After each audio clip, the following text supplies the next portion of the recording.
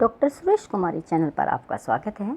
आज हम भारत के राज्यों की विधानसभा के सदस्यों की संख्या और विधानसभा की संरचना पर अध्ययन करेंगे। आइए अब हम देखते हैं कि विधानसभाएं है क्या। देखिए, जिस तरह केंद्र के अंदर कानून बनाने का अधिकार किसको है, संसद को है, उसी तरह प्रत्येक राज्य की अपनी एक विधानसभा है। सभी राज्यों में कानून निर्माण के लिए विधानमंडल की व्यवस्था की गई है, ऐसा संविधान में वर्णन किया गया है।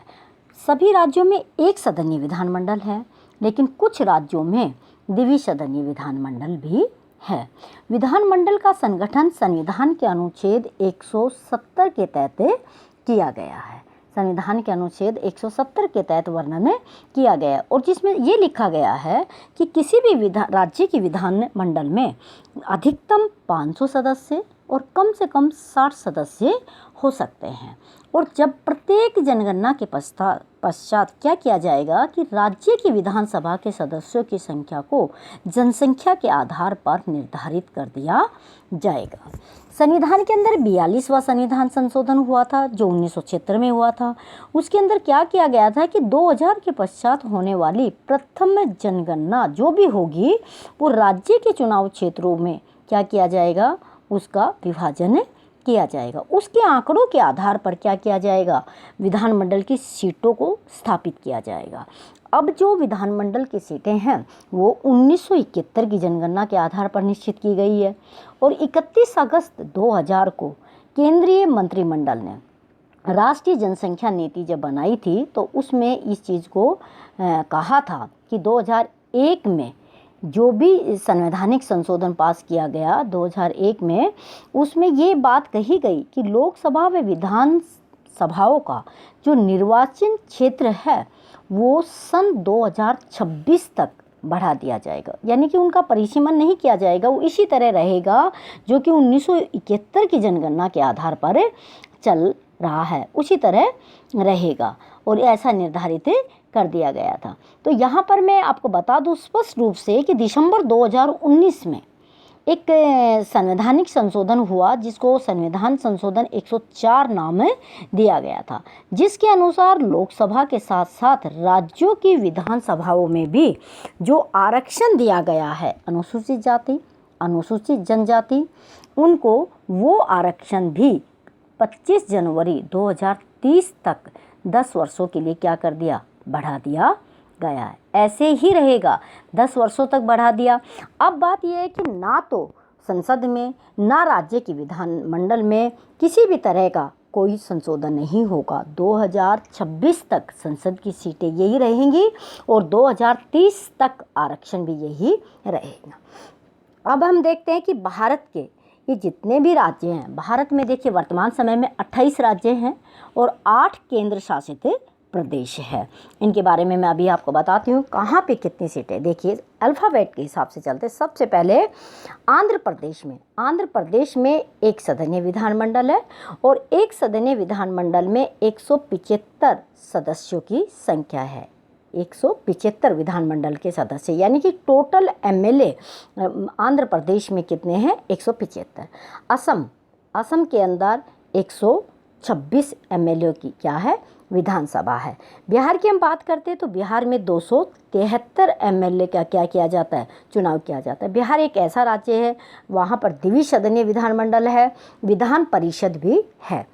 और गुजरात में 182 सदस्यों की क्या है, विधानमंडल है। 182 एमएलए वहाँ की जनता चुनती है। हरियाणा 90 सदस्य हैं, 90 एमएलए चुने जाते हैं। हिमाचल प्रदेश में 68 है और कर्नाटका, दक्षिण भारत में जो ज़्यादा संख्या में है कर्नाटका, तो वहाँ पर 224 सदस्यों का क्या होता है, चुनाव होता है। केरल के अंदर 140 एमएलए चुने जाते हैं।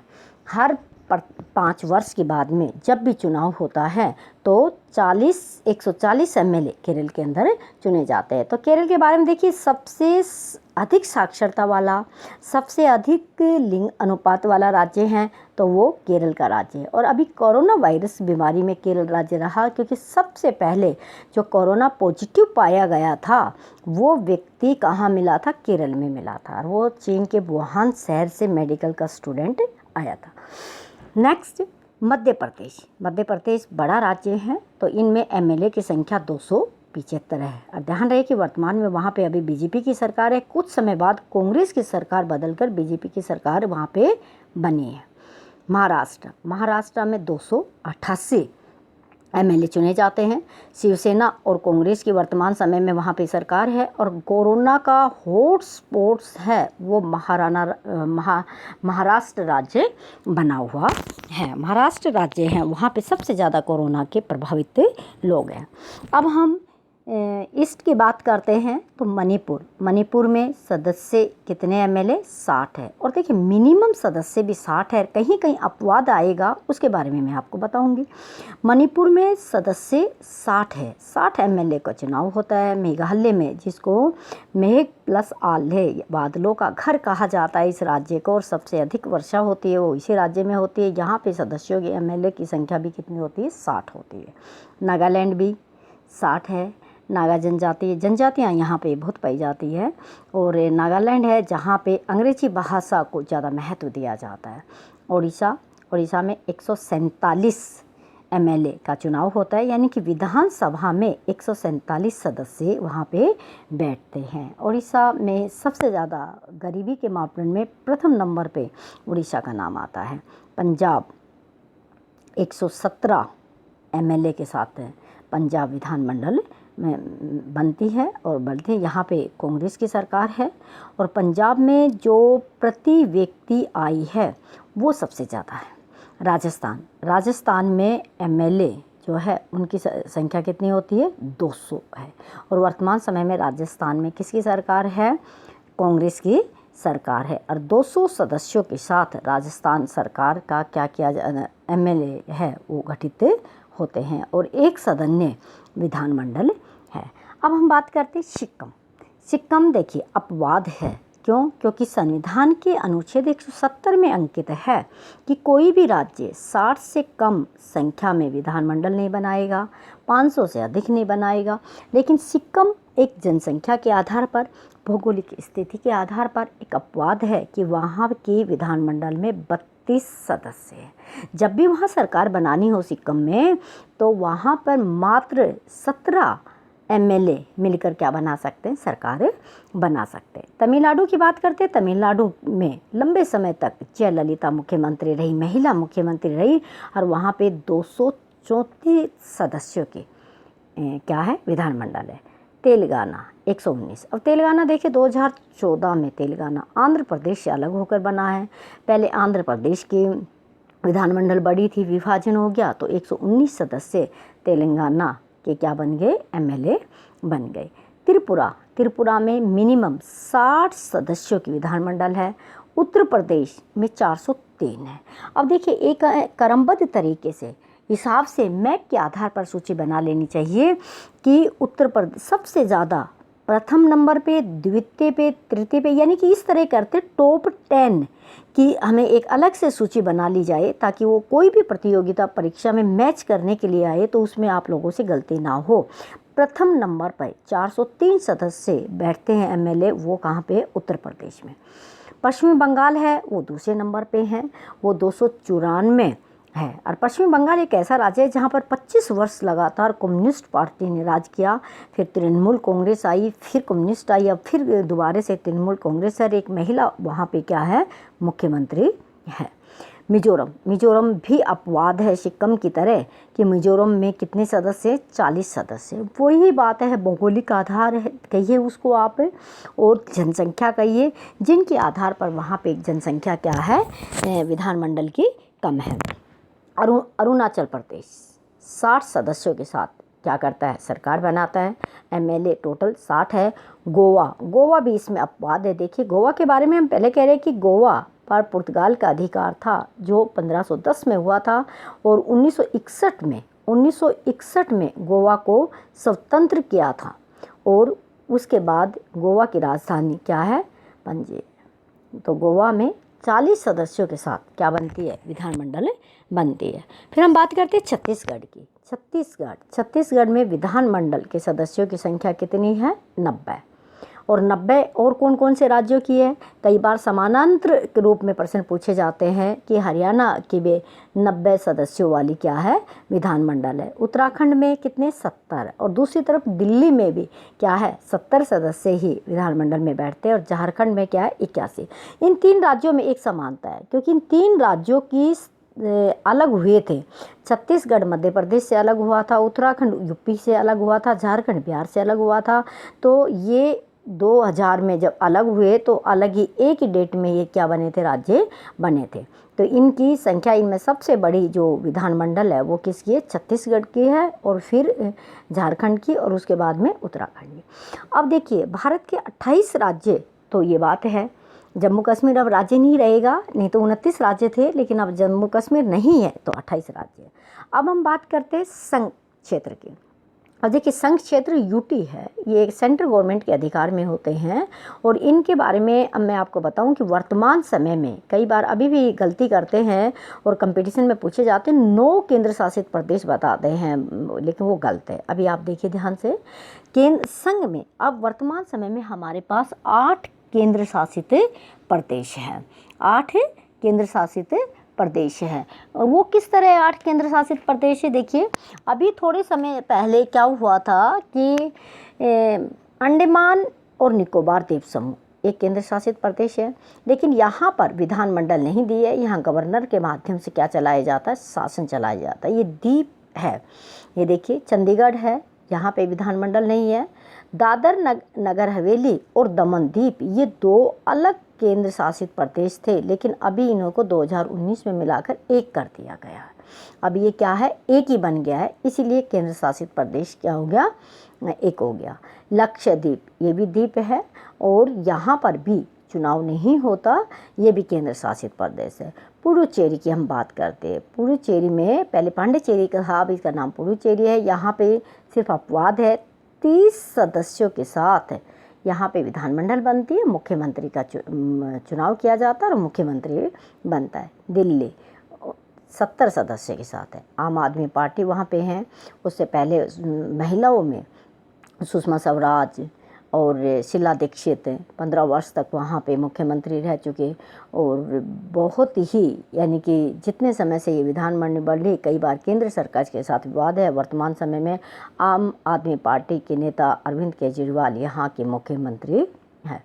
जम्मू कश्मीर को अब क्या बना दिया गया? एक केंद्र शासित प्रदेश बना दिया गया। पहले एक अलग राज्य था, 370 धारा पे अलग विषय था। अब जम्मू कश्मीर को एक क्या बना दिया? केंद्र शासित प्रदेश बना दिया। लेकिन इस केंद्र शासित प्रदेश के पास विधानमंडल होगी, जिनके सदस्यों की संख्या कितनी होगी? 107 होगी। लद्दाख को बनाया, अलग कर दिया जम्मू कश्मीर से लद्दाख को, ये भी केंद्र शासित प्रदेश बना दिया। लेकिन यहाँ पर लद्दाख के अंदर क्या नहीं होगा? किसी भी तरह का विधानमंडल नहीं होगा। ये उसी तरह से काम करेगी जिस तरह चंडीगढ़ है और बाकी के क्षेत्र क्या करते हैं? काम करते हैं। अब देखिए, मैं आपको बताती हूँ कि भारत के मानचित्र को देखकर अगर सारी ही राजनीतिक व्यवस्था को समझा जाता है तो कहीं पर भी किसी से गलती नहीं होती है। तो अब मैं आपको बताऊँ कि किस तरह कौन कौन से राज्यों में द्विसदनीय विधानमंडल है। कौन कौन से राज्यों में द्विसदन? अब देखिए, ये क्या है? ये बिहार है। ये क्या है? ये बिहार है, और बिहार के अंदर द्विसदनीय मंडल है। ये एक है तो 96 सदस्यों के साथ दूसरा सदन विधान परिषद बनाया जाता है। विधान परिषद दूसरों के साथ विधान परिषद बनाया जाता है। अब हम बात करते हैं कि आंध्र प्रदेश है, तेलंगाना है, इन दोनों में क्या बनाई गई है? विधानमंडल बनाई गई है। ये आंध्र प्रदेश है, ये आंध्र प्रदेश है। आंध्र प्रदेश के अंदर, आंध्र प्रदेश में, और ये तेलंगाना में। दोनों के अंदर क्या बनाई गई है, आंध्र प्रदेश तेलंगाना, दोनों में विधान परिषद है। तो आंध्र प्रदेश में विधान परिषद के सदस्यों की संख्या कितनी है, आंध्र प्रदेश में 50 है। और यहाँ पे कितनी रखी गई है, 40 है। यहाँ पे कितनी है, 40 है। यहाँ पे कितनी है, 50 है। तो देखिए इनको इस मैप से इस तरह याद करें कि आंध्र प्रदेश दोनों पड़ोसी है, दोनों में द्विसदनीय है, उधर बिहार में द्विसदनीय है।